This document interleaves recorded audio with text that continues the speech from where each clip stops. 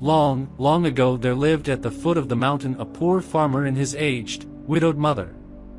They owned a bit of land which supplied them with food, and they were humble, peaceful, and happy. The province where they lived was called Shining. Shining was governed by a terrible leader.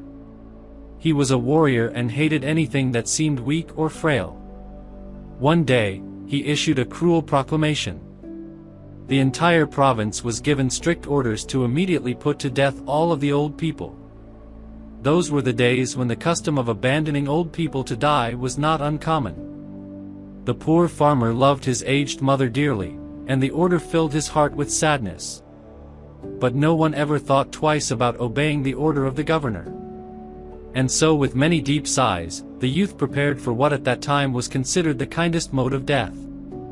At sundown, when his day's work was ended, the son took a quantity of unwhitened rice which was the main food of the poor. He cooked and dried it, and tied it in a square cloth. He swung the bundle around his neck along with a gourd filled with cool, sweet water. Then he lifted his helpless old mother to his back and started on his long, painful journey up the mountain. The road was long and steep. It was crossed and recrossed by many paths made by the hunters and woodcutters. One path or another, it mattered not to the young man, as long as he went up. On he went, ever upward towards the high bare top of what is known as Obatsuyama, the mountain of abandoning the aged. The eyes of the old mother were not so dim but that they noted the reckless hastening from one path to another. Her loving heart grew anxious. Her son did not know the mountain's many paths and his return might be dangerous for him, so she stretched forth her hand and snapped the twigs from brushes as they passed.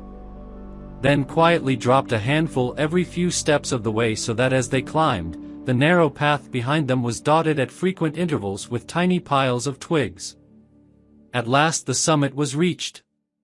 Weary and heartsick, the youth gently set down his mother and quietly prepared a place of comfort as his last duty to the loved one. Gathering fallen pine needles, he made a soft cushion and tenderly lifted his old mother onto it. He wrapped her padded coat more closely about the stooping shoulders and with tearful eyes and an aching heart he said farewell. The trembling mother's voice was full of unselfish love as she gave her last advice. "The mountain road is full of dangers, my son," she said. "Look carefully and follow the path that tracks the piles of twigs. They will guide you down."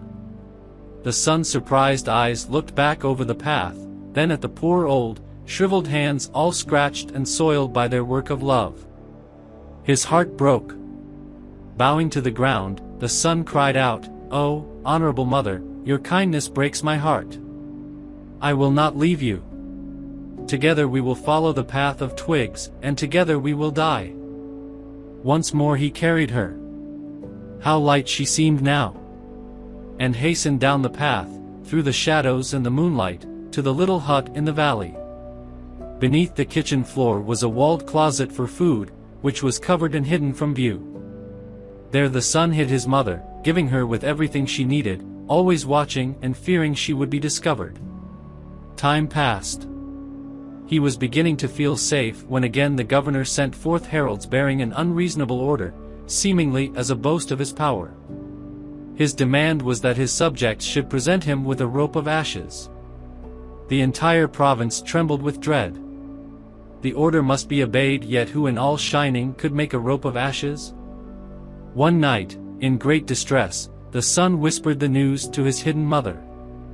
"Wait," she said. "I will think. I will think." On the second day she told him what to do. "Make rope of twisted straw," she said. "Then stretch it upon a row of flat stones and burn it on a windless night." He called the people together and did as she said, and when the blaze died down, there upon the stones, with every twist and fiber showing perfectly, lay a rope of ashes. The governor was pleased at the wit of the youth and praised greatly, but he demanded to know where he had obtained his wisdom. "Alas, alas," cried the farmer, "the truth must be told," and with deep bows he related his story. The governor listened and then meditated in silence. Finally he lifted his head. "The province of Shining needs more than the strength of youth," he said gravely. "Ah, that I should have forgotten the well-known saying, 'With the crown of snow, there cometh wisdom.'" That very hour, the cruel law was abolished. And the custom drifted so far into the past that only its legend remains.